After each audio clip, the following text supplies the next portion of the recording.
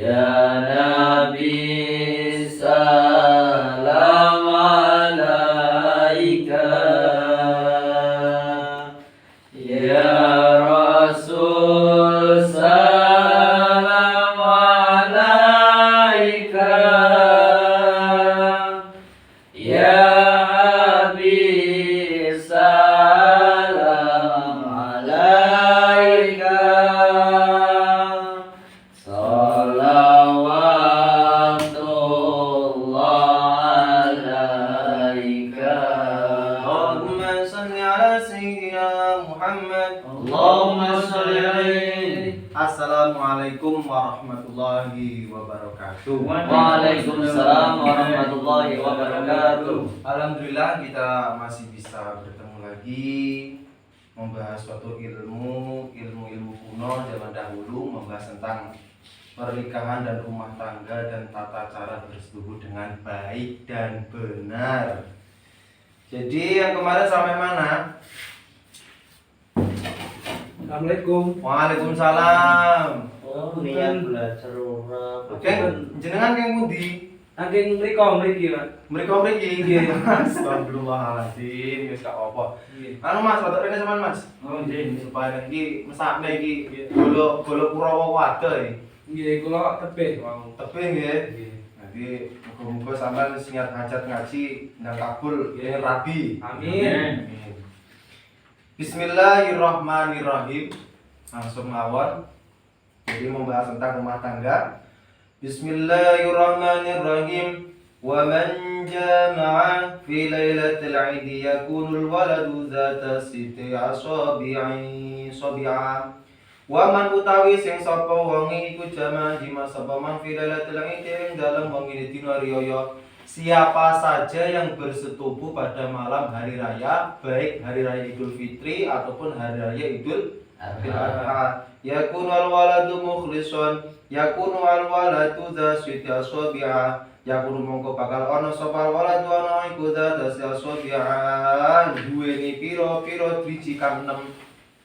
Jadi seseorang yang bersetubuh dengan istrinya pada malam hari raya, nanti dikhawatirkan anak yang lahir mempunyai jari jumlahnya 6. Nah, jadi yang kanan 6, yang kiri 6, 12.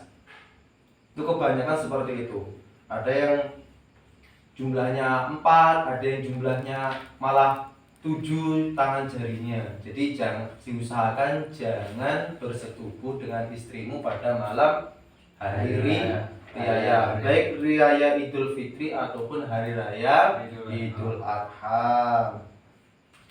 Orang waya iki Idul Adha takbiran malah tandur-tanduran kan kurang kerjana ya. Allahu Akbar, Allahu Akbar. Lah iki malah Allahu Akbar. Nandur bibit. A I U E O sing muni. Jadi yang keluar A I U E O. Bismillahirrahmanirrahim. Wa man jama'a zawjatahu ma taklimi yakunu al-waladu abkamun. Wa man utawi sing sapa wonge iku jama'a jima sapa man jimae zawjatahu ing bojo wadon man ma taklimi takalami sumertane ngomong ketika dia bersetubuh sambil berbicara. Apa yang terjadi ketika kamu bersetubuh sambil berbicara? Dek, agak sini loh, Dek. Gimana rasanya? Dek, enak nggak? Apa enggak? Dek, kamu tadi habis dari mana? Kok nyaman banget rasanya? Jadi ketika bersetubuh jangan banyak bicara, boleh, tapi jangan terlalu banyak. Apa yang terjadi jika istri kita dan kita ini bersetubuh tapi sambil berbicara? Apa yang terjadi? Ya kunu mongko ana sapa alwaladu anak ana iku abkamun bisu. Jadi anak yang dihasilkan nanti malah bisu, susah berbicara juga. Kenapa kok seperti itu? Kurang sopan santun. Bahkan Nabi Muhammad SAW dahulu ketika beliau dengan Kanjeng Nabi dengan Sayyidah Khadijah itu memakai penutup. Jadi tidak bisa kita melihat Siti Khadijah. dan beliau juga ditutupi sebuah selimut. Karena mengapa? Malu terhadap Allah, memakai tata krama. Jadi jangan sembarangan dibuka, telanjang semua berbicara, kurang baik ya. Jangan berbicara, jangan banyak bicara. Kalau bicara sedikit nggak apa-apa. Ya udah, Dek. Nah, pakai isyarat aja. Baru. Kayak orang bisu tuh kan. Ya biar saja kita seperti orang bisu, biar anak kita bisa pandai berbicara, tapi jangan pandai berbohong, apalagi pandai menyakiti. Lanjut terus. Wa man mutawi sing sapa wonge iku jamaah jima sapa ma fi zulmatin ing dalem petang-petang yakunu mongko ana sapa alwaladu anak ana iku sahirun tukang ahli sihir. Nah, kelanjutannya lagi, ketika kamu ingin bersetubuh dengan istrimu, jangan keadaan lampu petang ataupun lampu mati. Harus terang benderang seperti ini. Harus terang benderang. Lah aku malu nanti kalau kelihatan loh. Aku malu ya, jangan malu, itu sudah hakmu. Isi nih. Masih awal-awal malu. Ya kalau malu tutup mata aja. Ya kan? Jangan pada saat mati lampu ataupun lampu dimatikan, karena nanti dikhawatirkan anakmu menjadi ahli tukang sihir, santet, teluh, tenun, pelet, gendam, jaran goyang, semar mesem, totok brotok, bulu perindu, sebagainya. Ahli tukang sihir ataupun berilmu hitam. Jadi kalau nanti ada keterangannya kalau waktu cahaya terang itu bagaimana nanti anaknya, misalkan ganteng. Kadang-kadang kita lihat, anaknya dia kok ganteng banget sih, anaknya dia kok cantik banget sih. Gimana sih cara buatnya? Jadi di sini lampu jangan dimatikan. Lampu harus terang benderang. Malu mas? Izin kan? Izin loh. Ya udah, kalau malu tutupin palanya, Diplosong. tutupi muka, tutupi apa pakai horden. Jadi usahakan terang benderang, bahaya nanti. Kalau apa nggak kelihatan, nanti salah lubang bahaya loh ya. Inilah lubangnya kok kecil mas, ini lubang hidung mau masukin mas. Jangan lubang hidung ya, sakit berdarah nanti. Jadi manfaatnya kalau kita pada saat itu nggak mati lampu atau lampu dimatikan, kita bisa melihat dengan jelas, bisa menempatkan tangan dengan jelas, bisa menempatkan dengan sesuai tempatnya, jadi nggak salah lubang kuping nanti. Usahakan jangan malu ya. Udah nggak apa-apa, cuma kayak gitu aja loh. Saya juga belum pernah. Bismillahirrahmanirrahim. Lanjut lagi. Waman utawi sing sapa wangi iku jamaah jima sapa man ma'assaroji sumertane lampu ma'asiroji sumertane lampu yakunu mongko bakal ana sapa waladu ana kuna husnu surati hasan surati kang bagus rupane. Dan ketika engkau bersetubuh dengan istrimu dalam keadaan cahaya yang terang benderang, tapi bukan di luar rumah, ya. Aku cari yang terang benderang loh mas, jadi di luar rumah aku pesta. Jangan seperti itu. Maksudnya di dalam kamar tertutup, tidak ada yang tahu, bahkan mendengar suara desahan kalian berdua. Nikmati keadaan itu bersama-sama dan dengarkan secara seksama. Dan jika kalian bersetubuh dengan keadaan terang benderang atau lampu masih hidup, maka nanti anak yang dihasilkan menjadi anak yang bagus mukanya, ganteng, cantik, imut, semlehoy, gemesin, ingin nyubit deh. Gitu katanya. Itu orangnya kok ganteng banget sih, gimana cara buatnya sih? Itu mungkin cetakannya yang bener, mungkin sunatnya juga yang bener. Sunat pakai kampak, nanti anaknya juga brongos. Nak buket piye kan? Buket tuh apa? Anaknya buket piye ini? Anak buket tuh bahasa apa? Tetang. Oh, anaknya gelap. Kayak Salman itu. Iya. Kayak Mas Alvin ini. Enggak, aku tersungging mas. Jangan tersungging. Wahai yang bermuka gelap, jangan pernah tersinggung. Mungkin dahulu orang tua Musa adalah membuat. Tapi aku pernah putih mas pas bayi. Ketika lahir putih wajah. Tapi ketika Gede ini gede kok kayak gini, Anu. kodrat hilang, Panasan. kepanasan. Kayak beli petek. Usahakan jadi terang lampunya ya, biar supaya nanti sampai bersetubuh juga kelihatan jelas mana lubangnya, nggak sembarangan nanti lubang kuping dimasukin. Bismillahirrahmanirrahim. Wa man jama'a ra'iyan 'auratal mar'ati yakuna waladu 'ama au 'amal qalbi. Wa man utawi sing sapa wong iku jaman jima sepuman ra'iyan hale kang ningali auratal mar'ati ing aurate wong wadon yakuna mongko bakal ana sapa waladu anak ana iku a'ma dadi buta au 'amal qalbi utawa atine. Dan ketika kamu bersetubuh dengan istrimu, kamu melihat barang istrimu, kamu mendelok, kau pegang, kamu lihati, lo kok gini?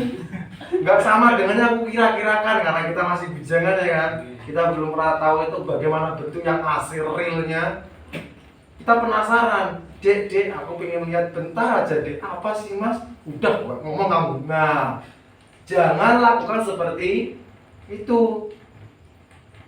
Kamu keterangan di dalam kitab Fathul Izzat ini kita dianjurkan jangan melihat vagina perempuan ketika bersetubuh. Dikhawatirkan nanti anakmu yang lahir di dunia menjadi orang yang buta.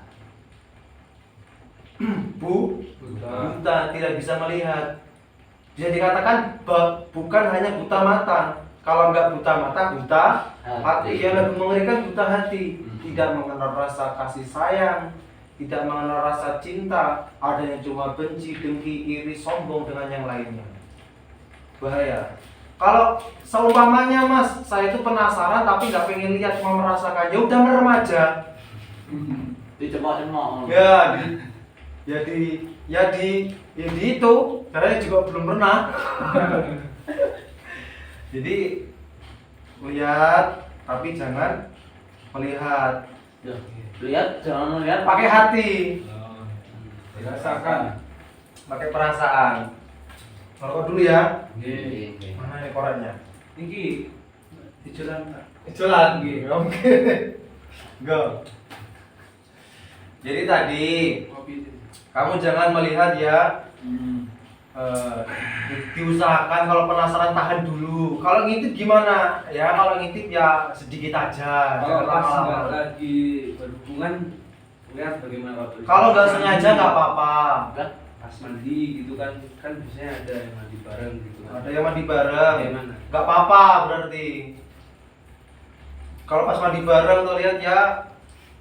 Kan ini keterangannya ketika dia bersetubuh. Berarti kalau selain bersetubuh Pasti masak. ya itu Mereka ganggu kan. masak. Udah, keterangannya itu dulu ya. Jadi dari keterangan ini siapa yang mau bertanya? Kula Sampai tanya apa mas? ngapunten nek niku wau kan enten keterangan nek malam riyo bersetubuh niku kan bakale jarine 6. Lah niku nek di umpama utawi dikelongi ngoten pripun? Angsal napa mboten? Kenapa harus dikelongi? Jarine umpama wonten sing kejadian ngoten niku nek dikelongi niku angsal napa mboten? Mengurangi ataupun menambah bagian tubuh itu tidak diperbolehkan oleh Allah karena sedikit menyakiti. Ya. Tapi untuk tujuan apa dulu? Ada keterangan yang mengatakan boleh, ada keterangan yang tidak boleh. Ya udah nggak usah aja. Memang itu sebagai contoh dari kelalaian orang tua. Jadi yang baik ya sudah seperti itu saja. Jangan dipotong. Kasihan. Nanti malah ada syarat. Wah, syaratnya ada yang slack nanti, pikirannya ikut slack seperti orang gila di jalanan, bahaya. Ada lagi yang mau bertanya? Tadi poin yang pertama yaitu janganlah bersetubuh dengan istrimu pada hari riyaya, baik riyaya Idul Fitri ataupun riyaya Idul Adha. Nanti anakmu akan menjadi orang yang jarinya ada 6. Dan janganlah kamu lagi bersetubuh dengan istrimu pada keadaan petang ataupun lampu dimatikan. Dikhawatirkan lagi nanti anakmu akan menjadi orang yang ahli sihir, ahli tenung, ilmu hitam, berbahaya. Dan janganlah kamu lagi bersetubuh dengan istrimu dalam keadaan saling bertatap muka dan saling berbicara, karena nanti anak menjadi orang yang bisu. Usahakan bersetubuh dengan istrimu dalam keadaan terang benderang, cahaya yang padang, cahaya yang terang, bisa melihat dengan jelas, tapi bukan melihat vagina. Jadi keadaan seperti itu nanti anakmu akan menjadi orang yang bagus mukanya, ganteng, cantik, imut, bahenol.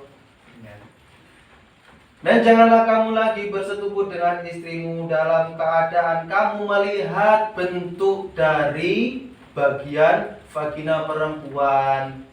Kalau bagian dadanya bagaimana? Oh gitu kan? Lah gimana mas, kalau saya mau nyobain rasa ASI itu bagaimana kalau nggak punya? Ya udah merem aja. Usahakan. Kalau nggak sengaja ya nggak apa-apa, namanya orang nggak sengaja. Tapi kalau bisa jangan. Tapi jangan pura-pura lupa loh ya. Lupa. Gitu. Aduh, ini ngaku kok lupa ini deh ya. Nggak apa-apa mas, dikit-dikit nggak apa-apa kok. Lupa ya. Lupa ya.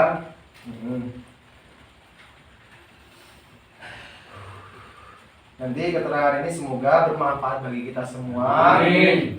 Jadi pada dasarnya ini sekedar teori, ini sekedar suatu nasihat dari Simbah Yai Musonef untuk lebih kita berhati-hati dalam urusan rumah tangga, untuk membuat anak ataupun memproduksi suatu anak yang begitu baik dan tidak ada kenal namanya keburukan. Tapi semua tergantung dari Allah Subhanahu wa Ta'ala. Kita hanya berusaha, selebihnya Allah lah yang menentukan nanti.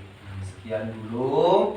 Mohon maaf apabila ada keterangan yang salah dan kurangnya. Mohon diteliti lagi kitab-kitabnya dan siapkan pertanyaan-pertanyaan lagi ketika sudah di rumah. Nanti ketika sampai dalam forum ini, sampai bisa bertanya lagi. Ya pembahasan kemarin saya belum paham Pak, yang merasa ini Gus. Tuh ya. Udah, saya akhiri. Wabillahi taufiq wal hidayah. Wassalamualaikum warahmatullahi wabarakatuh. Waalaikumsalam warahmatullahi wabarakatuh. Sallallahu ala Muhammad. Sallallahu